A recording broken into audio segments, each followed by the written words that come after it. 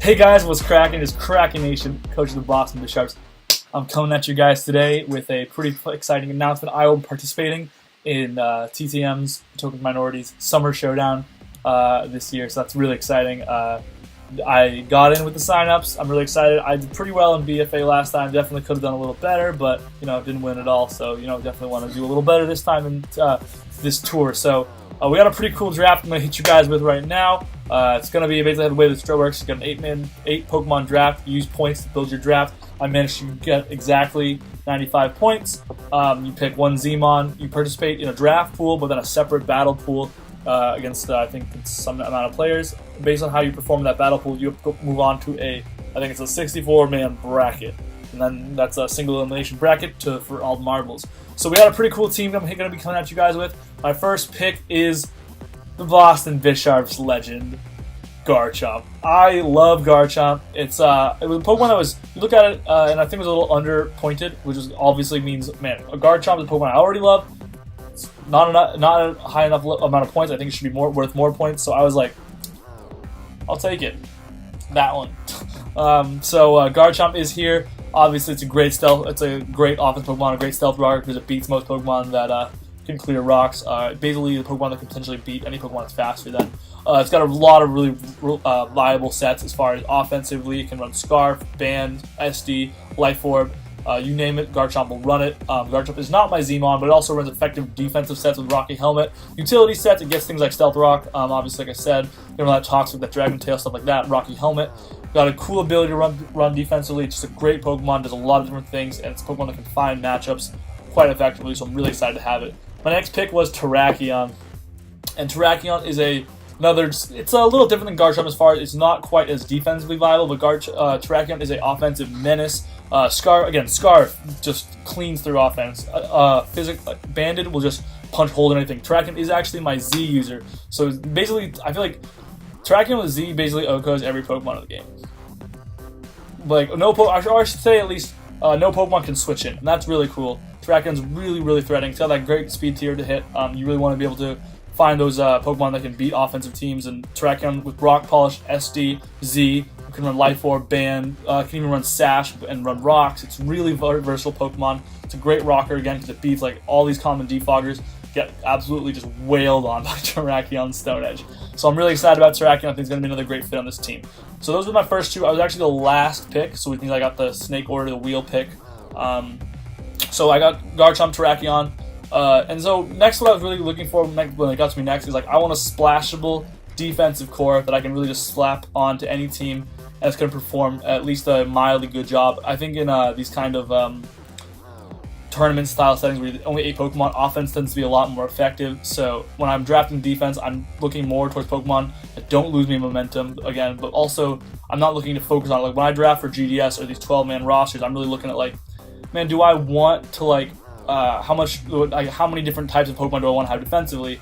And in this type of format, it's like, well, you just want to have, just a couple defensive Pokemon that are viable defensively, and then that's it, because you really don't want to spend too much time trying to take hits when so many Pokemon are so offensive in these 8-man rosters. So with that in mind, my first pick was Snorlax.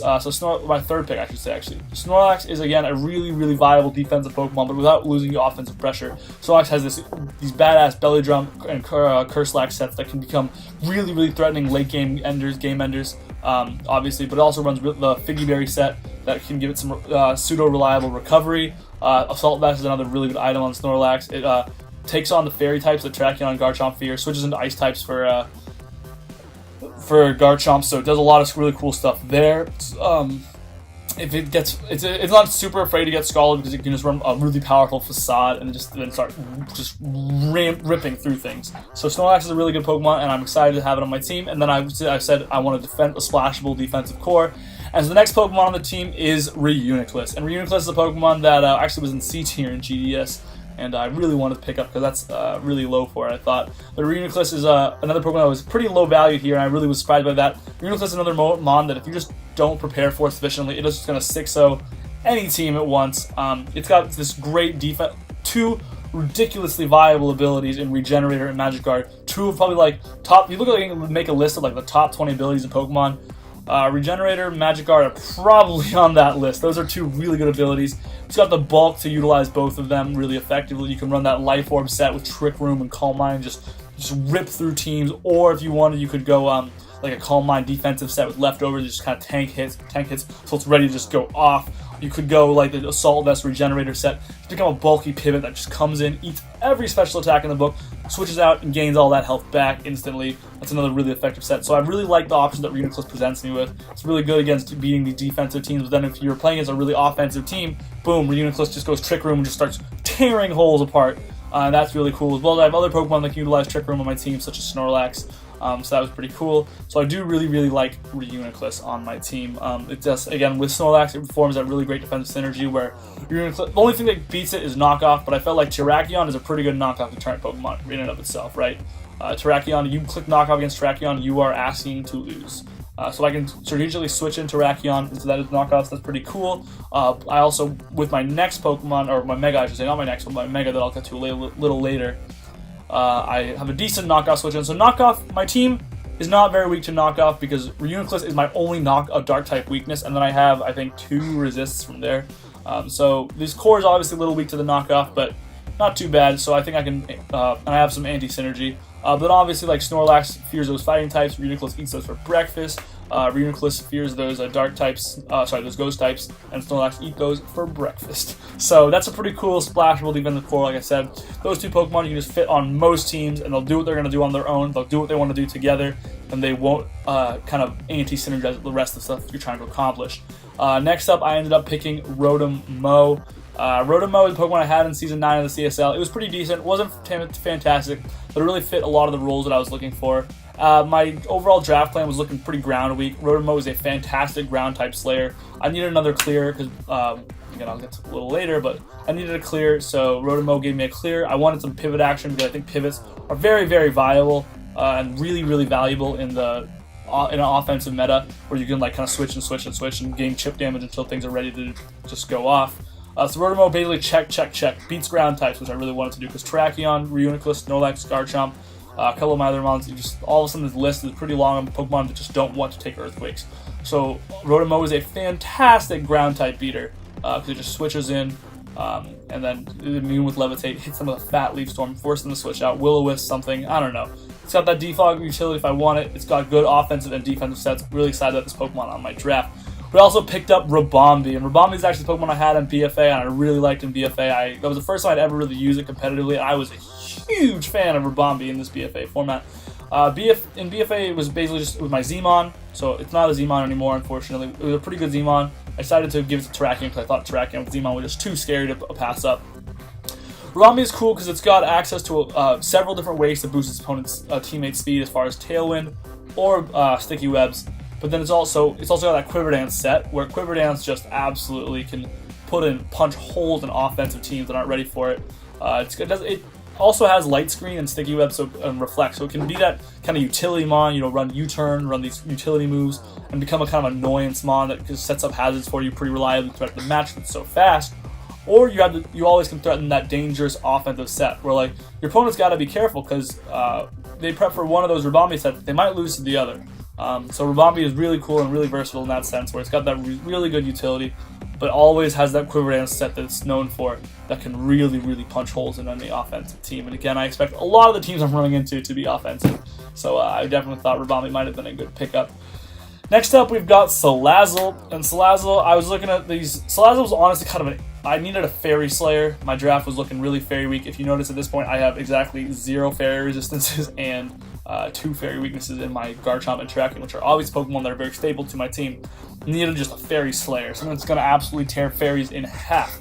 That was also one thing. Now, the other thing I was thinking of was, like, you're looking at these top 4 Pokemon that everyone was drafting, and 2 of the top Pokemon that got drafted by basically the 18 points was the top point tier, and Tapu Koko, Celesteela, Mew, and Landorstarian were just getting drafted everywhere. I felt okay with how I was going to deal with Mew. I think Reuniclus, Blastoise, Ribombee, these are all fairly good answers. Even Terrakion and Garchomp, honestly, are all pretty good answers.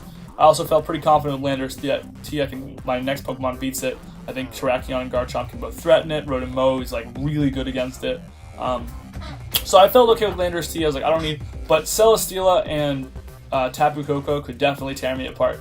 So I drafted kind of actually anti the meta that was forming, and with that pick, Salazzle ends up being really, really good, because think about Tapu Koko, you slap that Choice Scarf on Salazzle, and it's going to check Tapu Koko every single time without a problem. You run Nasty Plot or even just Life Orb Fire Blast, and Celesteela does not want to take on a Salazzle, let me tell you that much. So Salazzle is a really cool fit in that sense. It's just a good Nasty Plot, it's a good offense Pokemon. If it finds a team that it's faster than, Nasty Plot's going to tear things apart. So I've got those Rabombi and Salazzle, those setup options that I really like. I also got Uniclus as setup, Snorlax as setup, Terek.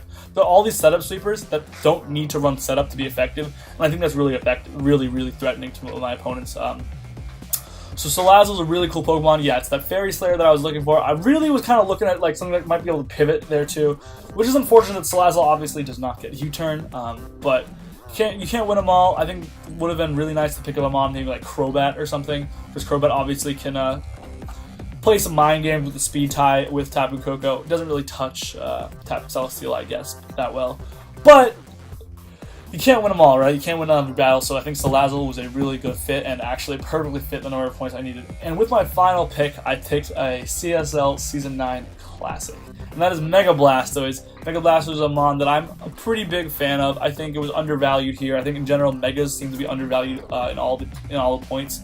So Blastoise was a really cool Pokemon. It's obviously got that spinner, so now I've got two spinners or clears in Rotom Mow and Blastoise. I have both Rapid Spin and Defog, which is really cool because I can't be spin blocked necessarily, and I can't be taunted necessarily. So I always have ways to get through hazard clearing. Blastoise also is a really cool Pokemon. This is something I said about Wishy-Washy in my GDS draft, actually. Wishy-Washy, and now I'm going to talk about Blastoise here. Blastoise is this Pokemon that you see what your opponent's bringing, 8 Pokemon, and you're like, I can set up, and let's say you just can't beat this one Pokemon.